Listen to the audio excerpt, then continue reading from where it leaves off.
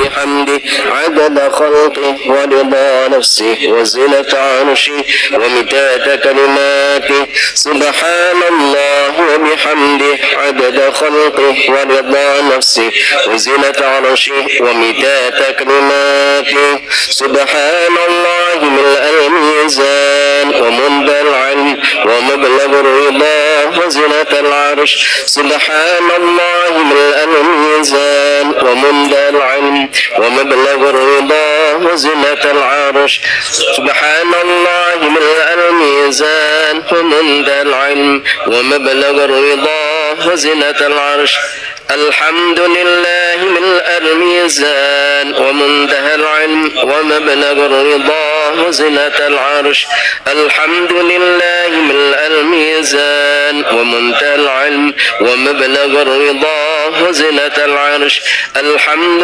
لله ملء الميزان ومنتهى العلم ومبلغ الرضا وزنة العرش الله أكبر ملء الميزان ومنتهى العلم ومبلغ الرضا وزنة العرش الله أكبر ملء الميزان ومنتهى العلم ومبلغ الرضا وزنة العرش الله أكبر ملء الميزان ومنتهى العلم ومبلغ الرضا وزنة العرش. Assalamualaikum warahmatullahi wabarakatuh.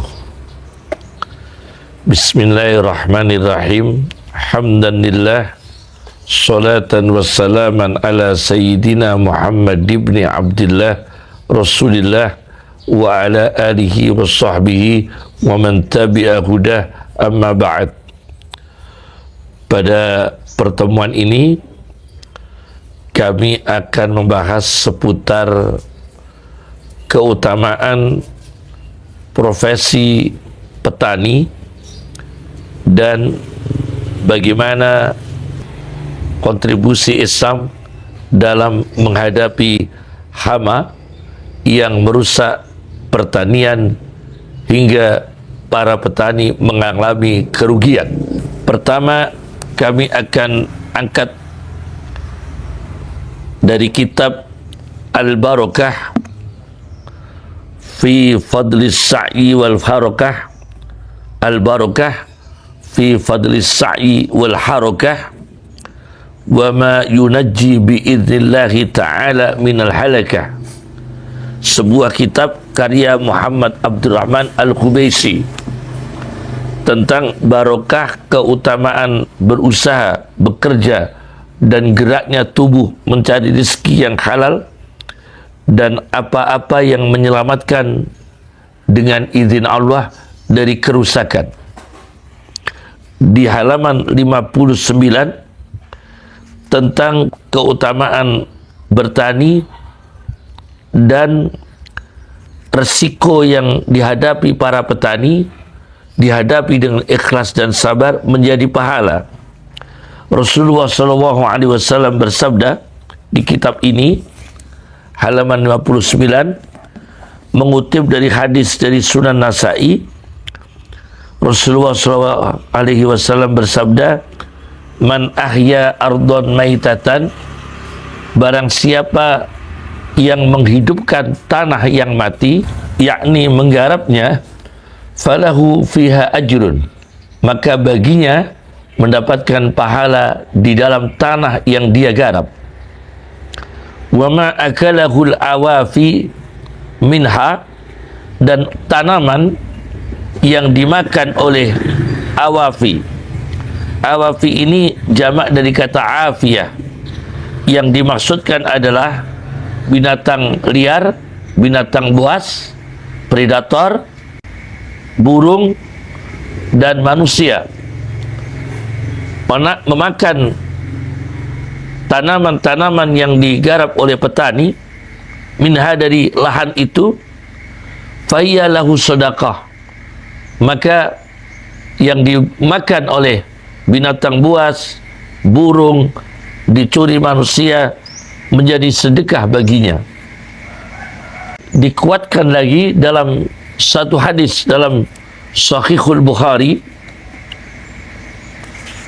hadis nomor 2320. Rasulullah sallallahu alaihi wasallam bersabda, "Ma min muslimin yakhrisu ursan."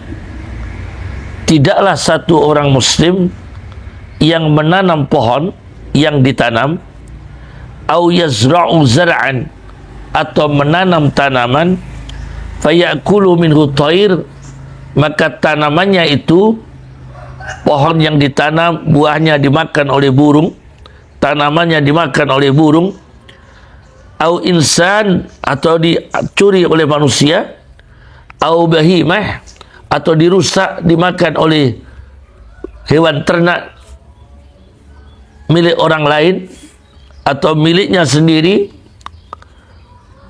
tanpa sepengetahuan dia, dimakan oleh hewan ternak, yakni dirusak dan dimakan oleh hewan ternak, illa kana lahu bihi sedekah, melainkan akan menjadi sedekah baginya. Ini yang pertama. Jadi ada hikmah teologisnya bila petani menghadapi suatu kerugian materi, pertaniannya dirusak oleh hama, dicuri oleh manusia, dirusak oleh binatang liar, tapi diterima dengan ridha dan ikhlas dan sabar. Kemudian yang kedua, urgensi ritual spiritual dan keberhasilan pertanian. Saya baca di dalam sebuah tafsir yang berjudul Ghayatul Amani fi Tafsiril Kalam Ar-Rabbani, fi Tafsiril Kalam Ar-Rabbani, karya Ahmad bin Ismail Al-Qurani, di jilid 2 halaman 720, surat Al-A'raf ayat 96.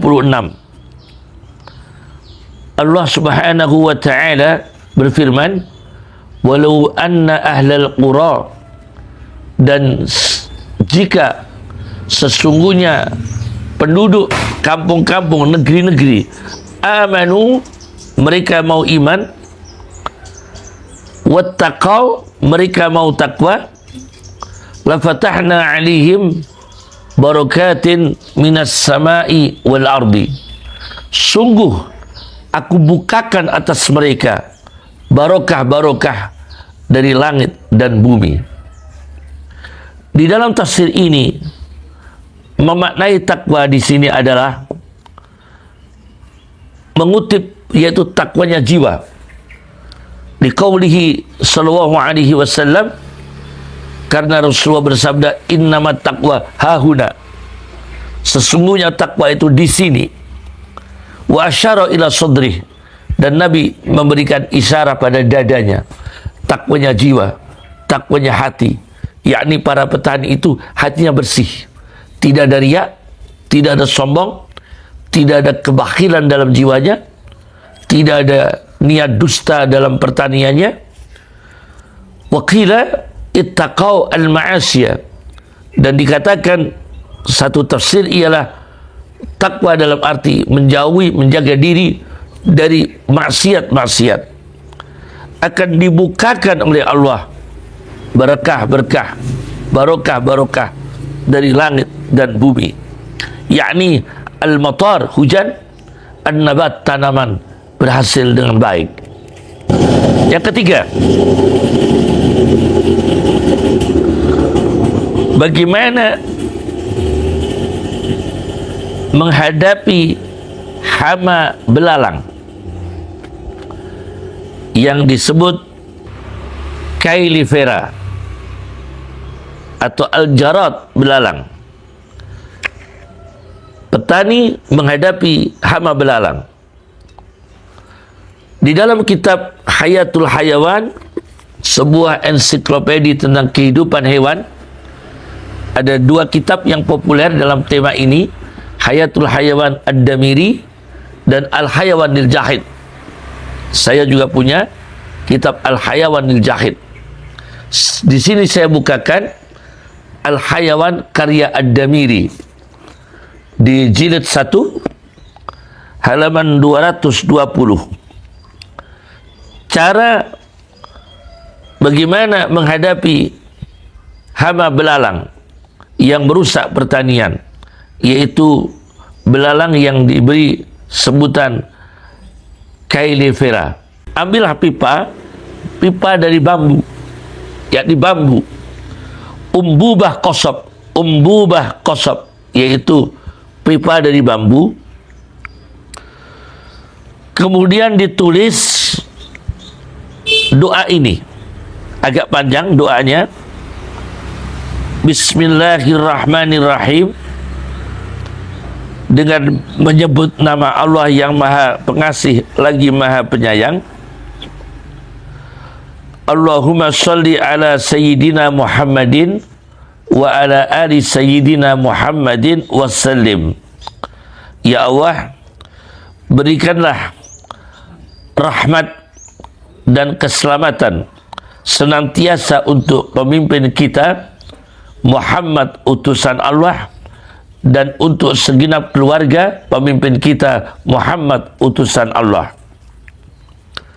Kemudian Allahumma ahlik sigharahum waqtul kibarahum wa afsid baydahum wa khud bi afwahihim an ma'ayishina wa arzaqina innaka sami'ud du'a. Ya Allah, rusaklah, ya Allah, hancurkanlah belalang-belalang yang kecil, waqtul kibarahum, dan matikanlah belalang-belalang yang besar, wa afsid baydahum, dan rusaklah, hancurkanlah telur-telur belalang yang merusak pertanian. Wa khud bi afwahihim, dan kendalikanlah, cegahlah mulut-mulut belalang-belalang itu an ma'ayishina, dari mengganggu, merusak lahan penghidupan kita, yaitu para petani. Wa arzaqina, merusak rezeki-rezeki kita. Innaka sami'ud du'a, Engkau ya Allah, sesungguhnya Engkau ya Allah Maha mendengar doa-doa hambanya. Inni tawakkaltu ala Allahi Rabbi wa Rabbikum, sesungguhnya aku menyerahkan diri kepada Allah, Tuhan kami dan Tuhan kamu sekalian. Ma min dabatin illa huwa akhidum binasiyatiha, tidaklah ada binatang, hewan, melata, melainkan Allah memegang ubun-ubunnya, yakni menguasainya, mengendalikannya, mengaturnya. Inna Rabbi ala siratim mustaqim, sesungguhnya Tuhan kami atas jalan yang lurus. Allahumma shalli ala sayyidina Muhammadin wa ala ali sayyidina Muhammadin wasallim. Ya Allah, senantiasa Engkau berikan rahmat dan keselamatan untuk junjungan kita, pemimpin kita Muhammad utusan Allah, dan untuk keluarga pemimpin kita Muhammad utusan Allah. Wastajib minna ya arhamar rahimin, dan kabulkanlah doa yang kita baca ini, yang kita tulis ini, ya arhamar rahimin, wahai Allah yang maha kasih sayang di antara yang kasih sayang. Ini tulisan semua ditulis, tulisannya dimasukkan dalam pipa bambu. Nah, kemudian watudfanu fiz zar'i, kemudian ditanam di bawah tanah, tapi harus didesain supaya tidak terinjak oleh kaki manusia, supaya aman dan terhormat, yakni tetap dimuliakan, karena ini kalimat-kalimat, ada ayatnya, ada sholawatnya, kalimat-kalimat thayyibah semua, kalimat-kalimat yang bagus dan syariah semua, ditanam ya di lahan pertanian. Fa innahu la yuzihil jarad biidznillah taala. Insyaallah tidak disakiti, tidak dirusak, tidak diganggu oleh belalang dengan izin Allah. Yang keempat, energi spiritual menghadapi ulat dan bubuk. Ulat dan bubuk dalam bahasa Arabnya adalah sus atau dud. Ulat atau bubuk. Istilahnya adalah Spodoptera. Spodoptera. Ya. Saya baca dalam kitab yang sama dengan jilid yang berbeda, yakni dalam kitab Hayatul Hayawan karya Ad-Damiri, ketika menghadapi bubuk dan ulat yang mengganggu dan merusak pertanian, beliau memberikan cara yang unik di jilid 2 halaman 476.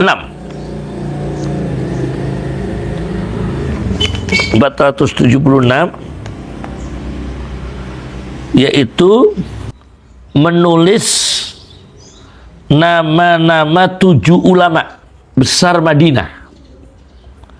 Menulis nama-nama 7 ulama ahli fikih Madinah dalam satu kertas atau kartu dan diletakkan di tanaman, dicentelkan begitu, tapi diamankan supaya tidak rusak oleh air hujan. Misalnya di laminating, beberapa tempat ditulisi nama-nama ulama ini, 7 ulama besar ahli fikih dari kota Madinah. Nah, berarti nama-nama orang soleh ini ditempelkan, ada khasiatnya, dengan izin Allah bisa terusir bubuk dan ulat itu. Nah, begini tulisannya, 2 syair ini, yaitu 2 syair ini ditulis, 2 bait syair. Satu, ala kullu man la yaqtadi bi a'immati faqismatuhu diza'anil haqqi kharijah. Ingatlah, setiap orang yang tidak mengikuti para a'immah, pemimpin ulama salih ahli sunnah wal jamaah, faqismatuhu diza, maka bagian orang itu yang tidak mau mengikuti para ulama, pemimpin para ulama, yakni para ulama yang memimpin umat, dia tidak mengikuti para pemimpin yaitu para ulama, faqismatuhu diza, maka bagian dia akan berkurang. Diza ainaqisah anil haqqi kharijah, dan akan keluar dari real yang benar. Kemudian fakhudhum Ubaidullahi Urwatun Qasimu Sa'idun Abu Bakrin Sulaimanu Kharijah. Maka ambillah mereka, yakni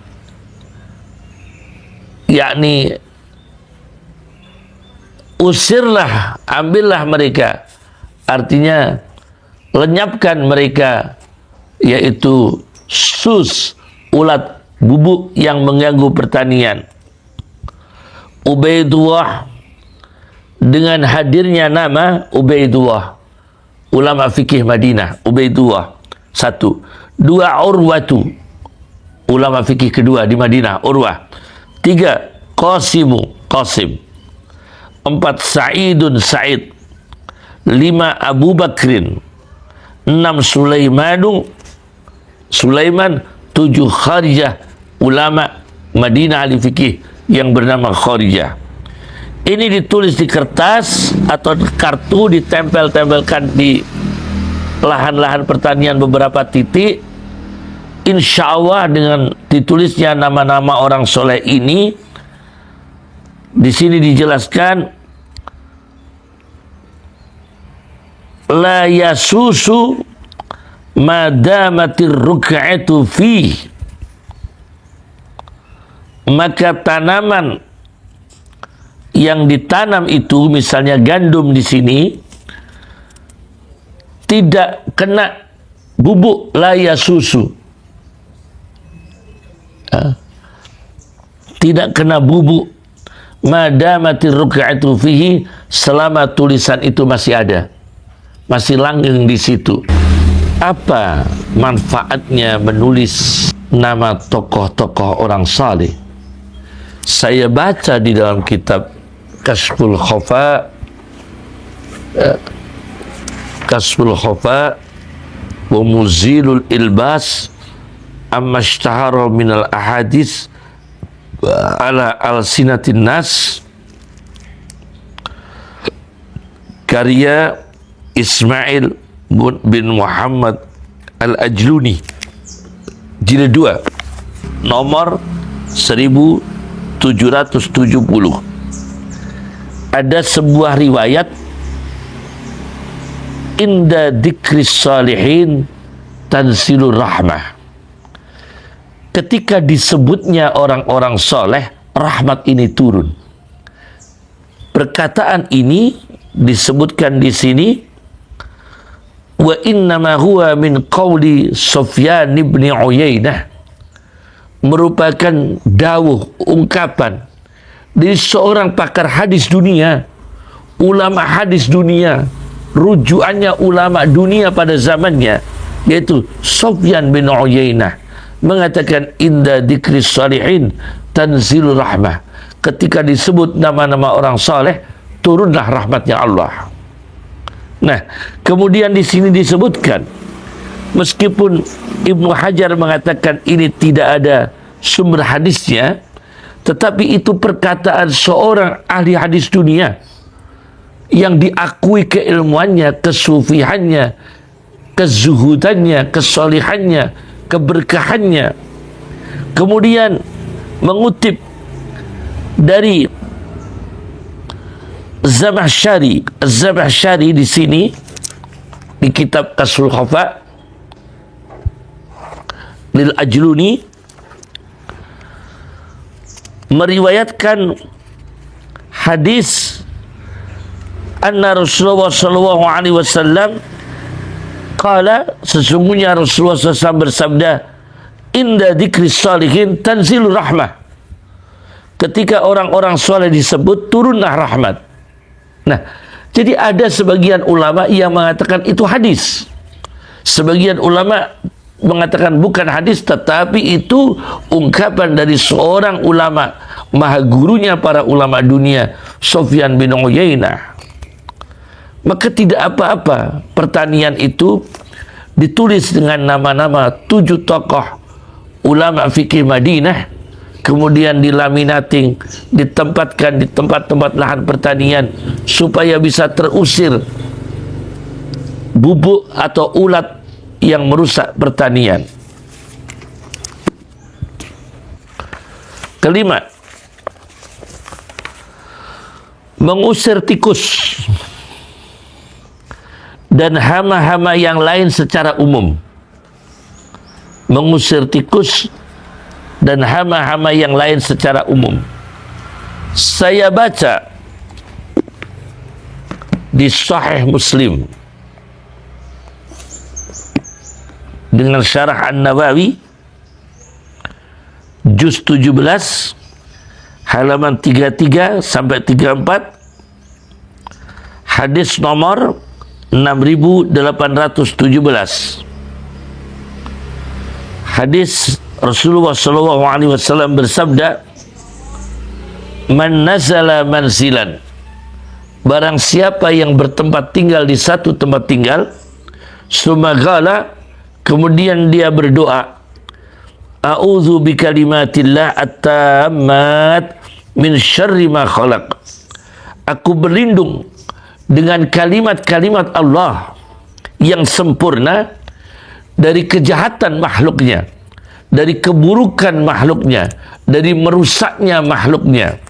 Nah, di sini kalimat-kalimat Allah ada mengatakan waqila al-murad bil kalimat huna Al-Quran. Dalam syarah Nawawinya, waqila al-muradu bil kalimat huna Al-Quran. Ada yang mengatakan yang dimaksudkan kalimat-kalimat ini adalah Al-Quran, yaitu mengusir tikus, mengusir hama secara umum, mengusir gangguan-gangguan pertanian dengan membaca a'udzubillah bikalimatillah at-tamat min syarri ma khalaq. Aku berlindung dengan kalimat-kalimat Allah yang sempurna dari kejahatan, keburukan, merusaknya makhluknya. Lam yadurrahu syai'un, maka orang itu tidak dirugikan oleh binatang-binatang yang mengganggu atau keburukan-keburukan makhluk-makhluk yang jahat. Hatta yartahila min manzilihi dzalik, sehingga dia berangkat berpindah tempat dari tempat tinggal itu.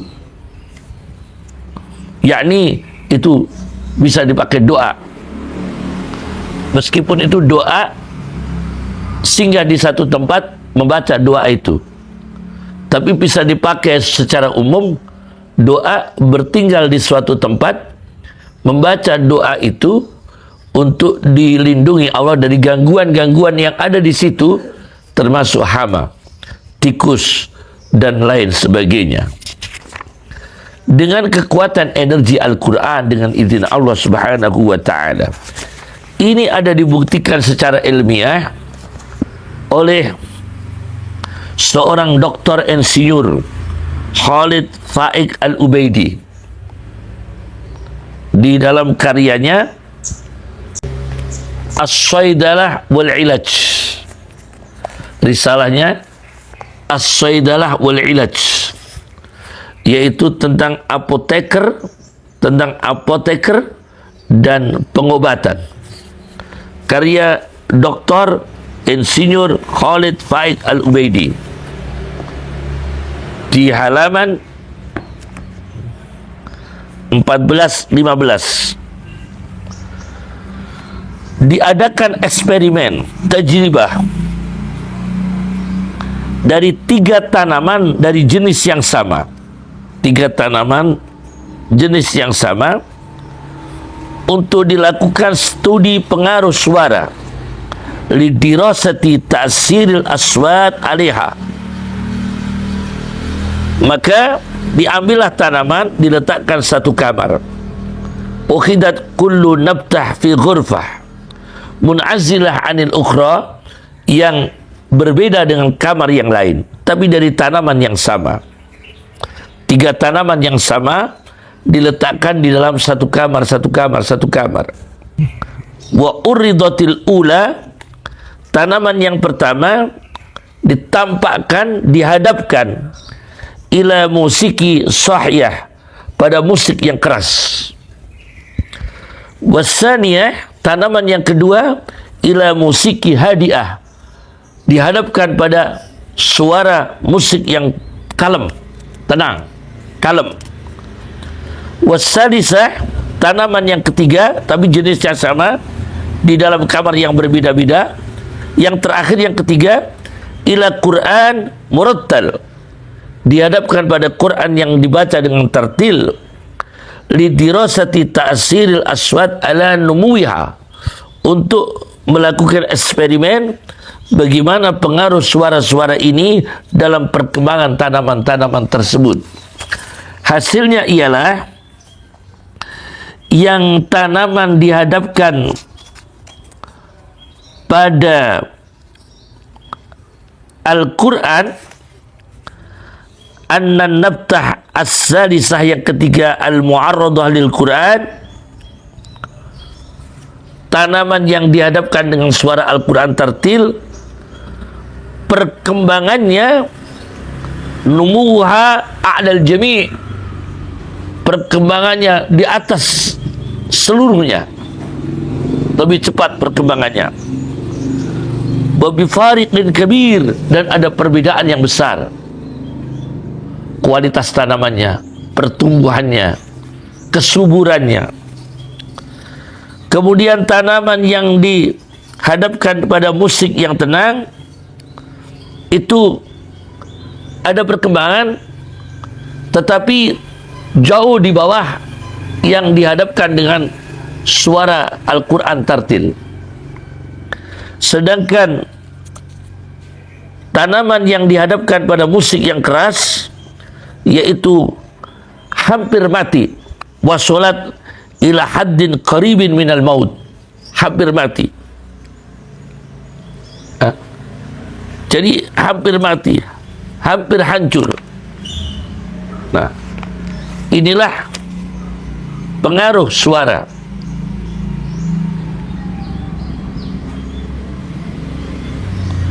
Waqad allal ulama dalik.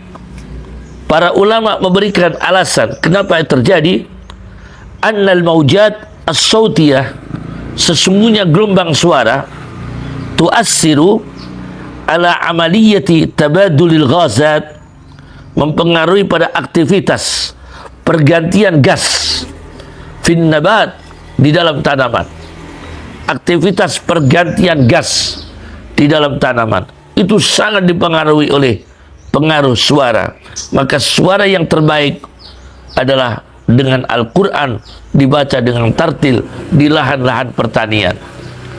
Nah, ini jelas dieksperimen langsung oleh ilmuwan dan diceritakan oleh Dr. Al-Muhandis, Dr. Insinyur Khalid Faik Al-Ubaidi. Semoga bermanfaat. Assalamualaikum warahmatullahi wabarakatuh. سعدنا في الدنيا فوزنا في الأخرى بخادجة الكبرى وفاطمة الزهراء. سعدنا في الدنيا فوزنا في الأخرى بخادجة الكبرى وفاطمة الزهراء. بخادجة الكبرى وفاطمة الزهراء. سعدنا في الدنيا فوزنا في الأخرى بخادجة الكبرى وفاطمة الزهراء. سعدنا في